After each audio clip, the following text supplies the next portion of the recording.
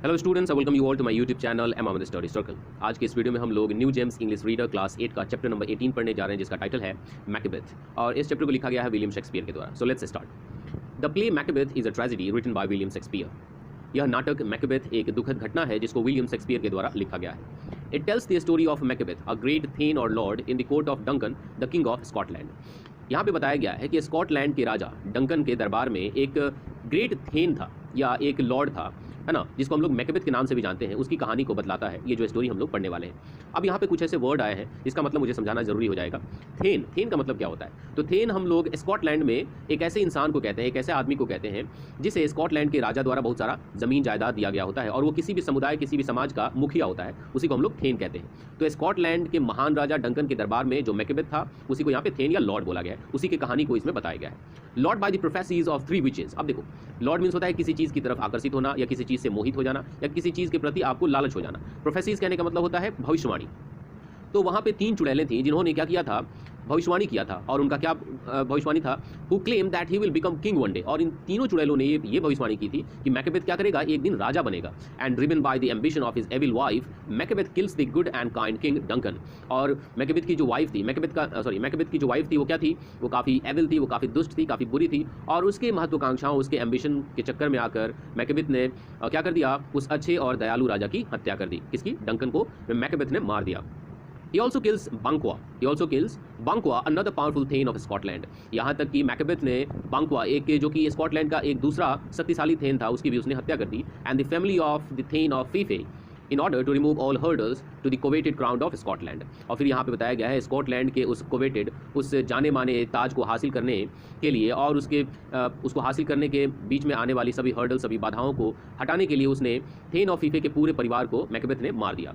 However, guilt does not let Macbeth and his wife rest in peace. हालांकि जो Macbeth के अंदर जो क्या था, गिल्ट था, जो दोष था, वो मैकबेथ को और उसकी वाइफ को चैन से जीने नहीं देता था। In the following scene, Lady Macbeth tormented by her conscience. जो नीचे सीन दिया गया है, जो नीचे जो दृश्य दिया गया है, उसमें जो लेडी मैकबेथ है, लेडी मैकबेथ कहने का मतलब मैकबेथ की वाइफ, वो अपने कॉन्साइंस, अपने आत्मा से काफ़ी परेशान है। टॉर्मेंटेड करने का मतलब होता है काफ़ी परेशान होना।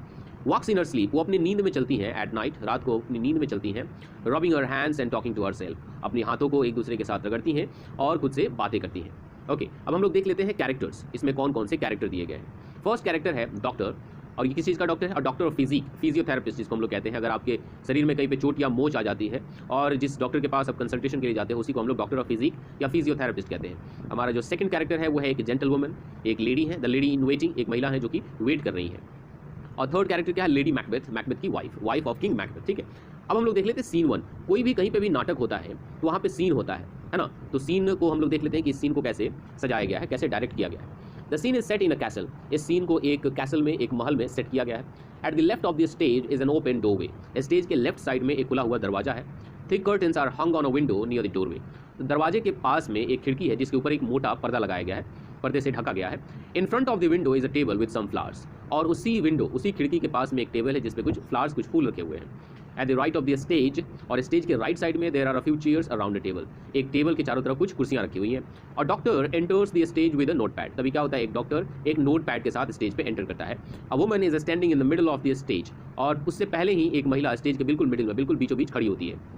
और वही महिला कौन है? द जेंटल वुमन, जो कि यहाँ पे बताया गया है, हमारा जो सेकंड कैरेक्टर है। She keeps looking over her shoulder towards the open doorway. और वो जो महिला, जेंटल वुमन, जो कि स्टेज के बिल्कुल मिडिल में खड़ी है, वो अपने शोल्डर के ऊपर जो है ना, और उस ओपन डोरवे की तरफ देख रही होती है। किस लिए? कि जो मैकबेथ है, लेडी मैकबेथ कब आएगी। ठीक है, अब बेसिकली ये जो सीन है, इसमें क्या होता है, ये जो डॉक्टर और ये जो जेंटल लेडी है, ये दोनों लगभग पिछले 2 दिनों से वेट कर रहे होते हैं कि लेडी मैकबेथ फिर कब अपने नींद में चलेंगी और उसको ये लोग ऑब्जर्व कर पाएंगे, देख पाएंगे। ठीक है, तो फर्स्ट जो डायलॉग शुरू होता है वो शुरू होता है डॉक्टर के साथ। डॉक्टर कहता है, I have 2 nights watched with you but can perceive no truth in your report। Doctor कहता है जेंटल वुमन से कि मैंने पूरे 2 रात तुम्हारे साथ जग करके देखा है ना, मैंने पूरे 2 रात जग करके देखा है, लेकिन तुम्हारे रिपोर्ट में मुझे कुछ भी सच्चाई नज़र नहीं आती है। When was it she last walked? फिर डॉक्टर पूछ रहा है कि वो आखिरी बार कब था जब वो अपने नींद में चली थी।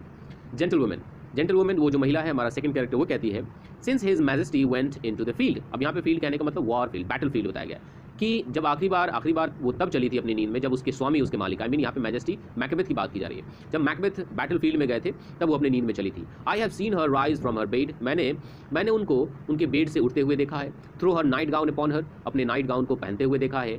अनलॉक हर क्लोजेट, उनको अपना अलमारी खोलते हुए देखा है। टेक फोर्थ पेपर, और उस अलमारी से पेपर लेते हुए देखा है, उसे मोड़ते हुए देखा है। Fold it, right upon it, उस पर लिखते हुए देखा है। रीड इट, उसे पढ़ते हुए देखा है। आफ्टरवर्ड्स सील इट, और पढ़ने के बाद उसे सील करते हुए भी देखा है। And again return to bed, और फिर वापस बेड पे आते हुए भी देखा है। Yet all this while in a most fast sleep, और हाँ मैं आपको बता दूं ये सारी चीज़ें लेडी मैकबेथ ने अपने गहरी नींद में उन्होंने की थी। ठीक है, ओके। अब देखो यहाँ पे डॉक्टर ऑफ फिजिक कहने का मतलब क्या होता है, वही फिजिशियन जिसको फिजियोथेरेपिस्ट कह सकते हैं। जेंटल वुमन किसको कहते हैं लोग, तो जेंटल वुमन एक इंग्लिश का ओल्ड यूजेज वर्ड है जिसको पहले इस्तेमाल किया जाता था, और उसको एक ऐसी महिला के लिए यूज़ किया जाता था जो कि वेल एजुकेटेड थी और अच्छे चाल चलन वाली थी, गुड मैनर्स वाली थी। ठीक है, ओके। अब हम लोग अपनी स्टोरी को आगे लेकर बढ़ते हैं। डॉक्टर कहता है a great perturbation in nature. Perturbation कहने का मतलब क्या होता है, डिस्टर्बेंस। अरे ये तो नेचर में, ये तो प्रकृति में एक अजीब तरह का डिस्टर्बेंस है। To receive at once the benefit of sleep and do the effects of watching, कि कोई इंसान एक ही समय पे सोने का फायदा भी उठा सकता है और देखने का फायदा भी उठा सकता है। मतलब अगर एक इंसान एक ही समय पे सो भी सकता है और चीज़ों को देख भी सकता है, ये तो काफ़ी गड़बड़ है। इन दिस स्लम्बरी एजिटेशन, अब यहाँ पे स्लम्बरी एजिटेशन को यहाँ पे इसका मतलब दिया गया है डिस्टर्ब स्टेट ऑफ स्लीपलेसनेस। तो ये जो सोने की जो हलचल मची हुई है, इसमें besides her walking and other actual performance, उसके अपने नींद में चलने के और दूसरे काम करने के अलावा, what at any time have you heard हर से, क्या तुमने कभी लेडी मैकबेथ को बोलते हुए सुना है। डॉक्टर यहाँ पे पूछ रहा है जेंटल वुमन से, ये जो नींद में चलती रहती है, दूसरे काम करती रहती है, लेकिन क्या कभी तुमने उसको नींद में बोलते हुए सुना है। वो जेंटल वुमन क्या कहती है, that sir which I will not report after her, ये देखिए सर मैं उसके बारे में आपको नहीं बताऊंगी, है ना। हो सकता है कि मैं आपको बताऊं और आप विश्वास ना करो। देखो यहाँ पे वो कहती है कि ये अच्छा होगा कि आप ऑब्जर्व करो, खुद से देखो कि वो नींद में चलने के अलावा दूसरे काम को करने के अलावा बोलती है या नहीं, मैं आपको इस बारे में नहीं बताऊंगी। डॉक्टर क्या कहता है, यू मे टू मी, आपको मुझे बताना होगा, and this must meet you should. Most meet कहने का मतलब यहाँ पे क्या दिया गया है, 1 सेकंड। मोस्ट मीट का मतलब होता है मोस्ट इसेंशियल, क्योंकि आपको मुझे बताना होगा, ये बहुत ही ज़्यादा इंपॉर्टेंट है। अब सपोज करो आप डॉक्टर के पास अपनी बीमारी लेकर जाते हो और अपनी बीमारी के बारे में खुलकर उसे बताते नहीं हो, तो डॉक्टर आपको क्योर नहीं कर पाएगा, आपको डायग्नोज नहीं कर पाएगा। Gentlewoman, neither you nor anyone having no witness to confirm my speech. तभी वो जेंटल वुमन कहती है, देखिए ना ही मैं आपको बताऊंगी ना ही किसी और को बताऊंगी कि वो बोलती है या नहीं, अपनी नींद में बोलती है या नहीं। अगर मैं ऐसा कहती हूँ तो मेरे स्पीच को कंफर्म करने के लिए कोई विटनेस तो है ही नहीं, तो हो सकता है मेरी बातों को लोग ना माने। तभी क्या होता है, enter lady Macbeth with a taper, taper means हम लोग कैंडल कहते हैं, मोमबत्ती। तभी लेडी मैकबेथ एक मोमबत्ती के साथ एंटर करती है, कहाँ पे, उस स्टेज पे। बेसिकली यह एक नाटक है। लो यू हियर सी कम्स, अब यहाँ पे जेंटल वुमन कहती है, ये देखो वो आ गई। This is her very guys, very guys कहने का क्या मतलब हुआ, यूजुअल अपीयरेंस, यह अक्सर ऐसी ही दिखती है, ऐसी ही लगती है, उसका पहनावा उड़ावा अक्सर ऐसा ही होता है। एंड अपॉन माई लाइफ, और हाँ मैं कसम खा के कहती हूँ, फास्ट एस्लीप, और ये देखो ये बिल्कुल सोई हुई है, ये चल रही है लेकिन ये बिल्कुल सोई हुई है।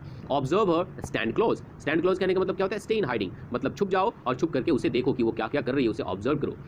डॉक्टर कहता है, how came she by that light, यार उसके हाथ में वो मोमबत्ती कैसे आया, वो लाइट कैसे आया। डॉक्टर पूछता है, जेंटल वुमन कहती है, व्हाई इट स्टूड बाय हर, अरे क्यों नहीं, ये जो मोमबत्ती है, ये जो लाइट है, वो हमेशा उसके बगल में ही होता है।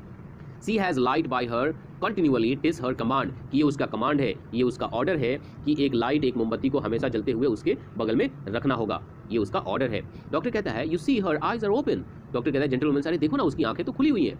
जेंटल वुमन कहती है, ay but their sense is shut, हाँ आई कहने का मतलब यहाँ पे यस होता है, हाँ लेकिन उसके जो सेंसेस है वो बंद है। कहने का मतलब आंखें तो खुली है लेकिन दिख कुछ भी नहीं रहा। देखो यहाँ बताया गया है, the eyes do not see anything, भले ही उसकी आंखें खुली हुई हो लेकिन उसके सेंसेस बंद है, इसका मतलब वो देख नहीं सकती है, वो तो सो रही है। डॉक्टर कहता है, What is it she does now? अच्छा अब वो क्या करेगी, अब वो क्या करती है आने के बाद।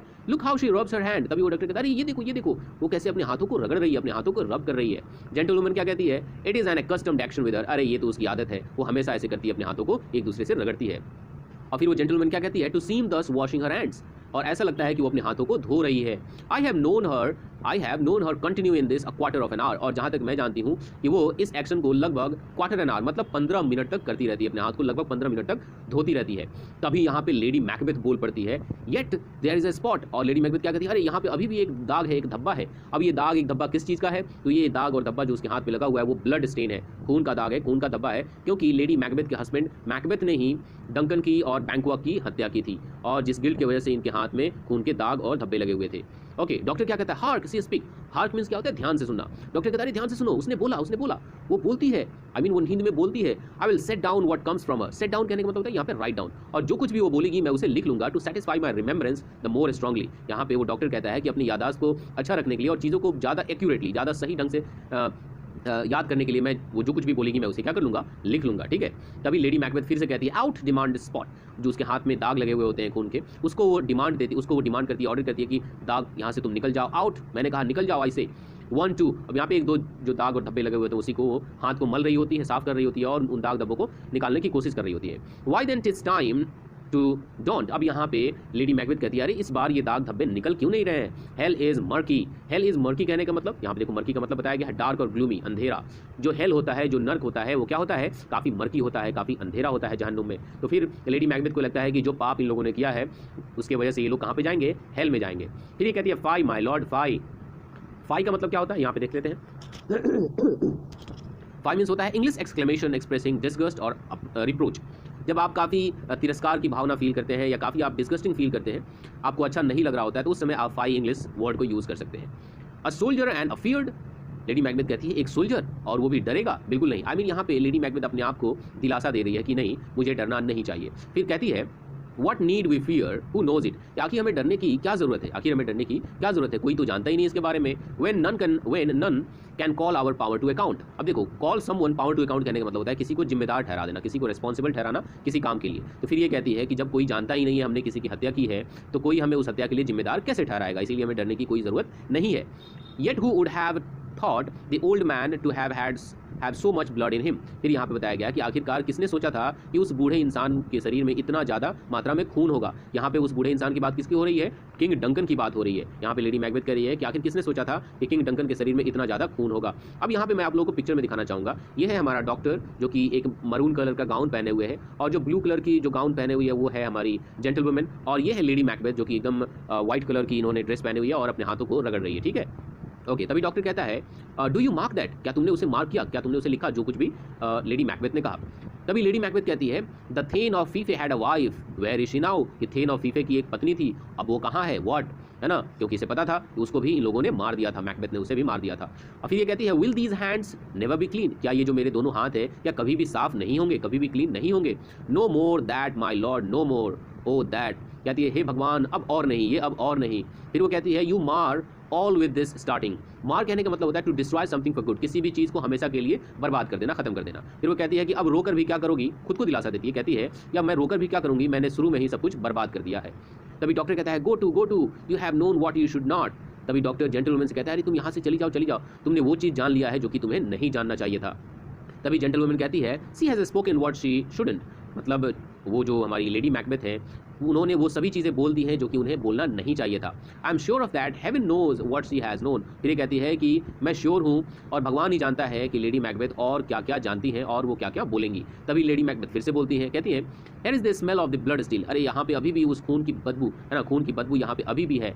All the perfumes of Arabia will not sweeten this little hand. Oh oh oh. और फिर वो अपने आप को बहुत ही अपने आप के अंदर बहुत ही बुरा फील करती हैं, बहुत ही तिरस्कार का भावना होता है उन्हें खुद के लिए, और कहती हैं कि मैं अपने इन दोनों हाथों पे अरेबिया की पूरे परफ्यूम्स को लगा दूं फिर भी मेरे हाथ की जो बदबू है वो खत्म नहीं होगी। मेरे हाथ जो है ना अच्छा स्मेल नहीं कर सकता क्योंकि इसमें खून लगा हुआ है, मैंने किसी का खून किया हुआ है। Doctor what a sigh is there, the heart is sorely charged. Sorely charged करने का मतलब क्या है, सैड एंड डिस्टर्ब। डॉक्टर कहता है कि वो देखो वो जो लेडी मैकबेथ है वो कैसे आहें भर रही हैं, निश्चित तौर से उनका जो दिल है वो काफ़ी उदास है और वो काफ़ी डिस्टर्ब्ड है, वो काफ़ी उदास है जो कुछ भी पास्ट में हुआ है। जेंटलवुमन कहती है I would not have such a hurt in my bosom for the dignity of the whole body। अब यहाँ पे कुछ फ्रेजेज यूज़ किए गए जैसे such a hurt in my bosom, इसका क्या मतलब हुआ, here such a weight on my conscience यहाँ पे, और dignity of the whole body इसका क्या मतलब हुआ, सोशल प्रेस्टीज, सामाजिक प्रेस्टीज पाने के लिए, समाज में एक अच्छा पोजीशन, एक अच्छा रुतबा पाने के लिए। यहाँ पे जेंटलवुमन कहती है कि समाज में एक अच्छा रुतबा पाने के लिए, एक अच्छा प्रेस्टीज पाने के लिए मैं अपनी आत्मा पे इतना बोझ नहीं डालूंगी, कभी नहीं डालूंगी जितना कि लेडी मैकबेथ ने अपने आत्मा के ऊपर बोझ डाला है। आई मीन एक राजा की रानी बनने के लिए उन दोनों ने, मैकबेथ और लेडी मैकबेथ ने मिलकर बहुत सारे लोगों की हत्या कर दी थी जिसमें राजा डंकन भी शामिल थे। Doctor well well well. तभी जेंटलवुमन कहती है pray God it be sure. Gentlewoman कहती है कि भगवान से आप प्रार्थना कीजिए कि बस इतना ही हो और इसके बाद वो कुछ और न कहें। डॉक्टर कहता है this disease is beyond my practice, ये जो बीमारी है वो मेरे प्रैक्टिस से बाहर है। आई मीन इस तरह की डिजीज़ को मैं डायग्नोज नहीं कर सकता, मैं ट्रीट नहीं कर सकता। Yet I have known those which have walked in their sleep। हालांकि मैं उन लोगों को जानता हूँ जो कि अपनी नींद में चला करते थे, who have died holily in their beds। लेकिन बाद में जब वो मरे तो काफ़ी अच्छे से, काफ़ी पवित्र तरीके से वो अपने बेड पे ही मर गए। लेडी मैकबेथ तभी कहती है wash your hands put your night gown. I mean lady Macbeth फिर से अपनी नींद में बड़बाती कहती है अपने हाथ धो लो, अपने नाइट गाउन को पहन लो, लुक नॉट सो पेल, और इतना उदास मत दिखो। I tell you yet again, मैं तुम्हें फिर से कहती हूँ बैंक्वा वॉज बरीड, बैंक्वा को दफनाया जा चुका है, he can not come out of grave, और वह कब्र से बाहर नहीं आ सकता। तभी डॉक्टर कहता है इवन सो, है ना, ओके। फिर उसके बाद लेडी मैकबेथ कहती है टू बेड, अब चलो बिस्तर पे चलते हैं, अब चलो सोने चलते हैं। There is knocking at the gate, दरवाजे पे दस्तक हो रही है। Come come come come, give me your hand, आओ और मुझे अपना हाथ दो। What's done can not be undone, और जो कुछ भी हो गया है अब उसे ठीक नहीं किया जा सकता, जो हो गया सो हो गया। टू बेड, इतना कहती है कि अब बेड पे चलो। तभी डॉक्टर क्या कहता है, will she go now to bed, क्या वो सोने के लिए चली जाएंगी, क्या वो बेड पे चली जाएंगी। तभी जेंटल वुमन कहती है डायरेक्टली, हाँ बिल्कुल, अब वो अपने बेड पे चली जाएंगी। तभी डॉक्टर कहता है for whisperings are abroad, sorry for नहीं है, फाउल है, फाउल विस्परिंग्स आर अब्रॉड, कहने का मतलब जो अफवाहें हैं वो चारों तरफ फैल रही हैं, झूठी अफवाहें चारों तरफ फैल रही हैं। Unnatural deeds do breed unnatural troubles, कहने का मतलब अगर आप अप्राकृतिक काम करते हैं, अगर आप उल्टे पुल्टे काम करते हैं तो आप उल्टे पुल्टे और अननेचुरल मुसीबत में घिर जाते हैं, आप उल्टे पुल्टे मुसीबत को न्योता देते हैं। इन्फेक्टेड माइंड्स कहने का मतलब हियर गिल्टी माइंड्स, एक ऐसा दिमाग जिसमें बहुत सारा गिल्ट होता है, बहुत सारा दुख, बहुत सारा परेशानी और बहुत सारा बुरा थॉट होता है, वो क्या कर सकता है, infected minds to their deep pillows will discharge their secrets, कहने का मतलब एक ऐसा इंसान जिसका दिमाग जो होता है इन्फेक्टेड होता है, जिसके मन में बुरे बुरे ख्याल होते हैं, वो अपने सीक्रेट्स को अपने तकियों से कहता है, अपने तकियों को बताता है, जिसके कान नहीं होते, जो कि बहरा होता है। More needs she the divine than the physician, doctor कहता है कि जहाँ तक मुझे लगता है कि उसको एक फिजिशियन से कहीं ज़्यादा डिविनिटी की ज़रूरत है, भगवान की ज़रूरत है ना, देवी और देवताओं की ज़रूरत है। गॉड फॉरगिव अस ऑल, तभी डॉक्टर प्रे करता है, कहता है भगवान हम सबको फॉरगिव कर दीजिए, हम सबको हमारी बुराइयों के लिए माफ़ कर दीजिए। और फिर वो जेंटल वुमन से कहता है लुक आफ्टर हर, उसका ख्याल रखो, remove from her the means of all annoyance, और उसके मन में, उसके दिमाग में परेशानियों के जितने भी सबब हैं, जितने भी मीन्स हैं, उन सबको निकाल दो। And still keep eyes upon her, और उसके बाद भी उस पर नज़र रखो, उसका ध्यान रखो। सो गुड नाइट, और इतना कह के डॉक्टर क्या कहता है, गुड नाइट विश करता है और वहाँ से जाने लगता है। जाते जाते ही कहता है my mind she has mated, इसका क्या मतलब हुआ, she held my attention and made me think, उसने मेरा ध्यान आकर्षित कर लिया है और मुझे सोचने पे मजबूर कर दिया है। एंड अमेज्ड माई साइट, और जो कुछ भी मैंने देखा है उससे मैं हैरान हो गया हूँ। I think but dare not speak, मेरे पास कहने के लिए बहुत कुछ है, मैं बहुत कुछ सोच पा रहा हूँ लेडी मैकबेथ के बारे में, लेकिन मैं कह नहीं सकता, मुझे कहने की हिम्मत नहीं है। और जेंटल वुमन भी उस डॉक्टर को गुड नाइट कहती है और विश करती है, और यहीं पे हमारा चैप्टर क्या हो जाता है, द एंड हो जाता है। और इस चैप्टर को लिखा गया था हमारे विलियम शेक्सपियर के द्वारा। तो विलियम शेक्सपियर के बारे में थोड़ा सा इन्फॉर्मेशन ले लेते हैं लोग। William Shakespeare was born in 1564 and died in 1660। He is one of the greatest writers and dramatist. Writers means होता है लेखक और ड्रामेटिस्ट मीन्स होता है नाटककार। His plays and poems are still adored by millions of people around the world. बताया गया है कि उनके द्वारा लिखे गए नाटक और कविताएं पूरी दुनिया में लाखों लोगों द्वारा पसंद किया जाता है। He is often referred to as the bard of Avon और सिंपली द बार्ड। इनको अक्सर द बार्ड ऑफ एवन या द बार्ड कह के भी पुकारा जाता है। किनको, विलियम शेक्सपियर को। इस तरह से इस स्टोरी को हमने कंप्लीट कर दिया। इस स्टोरी का एक्सप्लेनेशन कैसा लगा आप लोग मुझे कमेंट करके जरूर बताइएगा। वीडियो अच्छा लगा होगा तो वीडियो को लाइक कीजिएगा और चैनल पे नए होंगे तो चैनल को सब्सक्राइब कीजिएगा। मिलते हैं एक नए चैप्टर के साथ, तब तक के लिए बाय।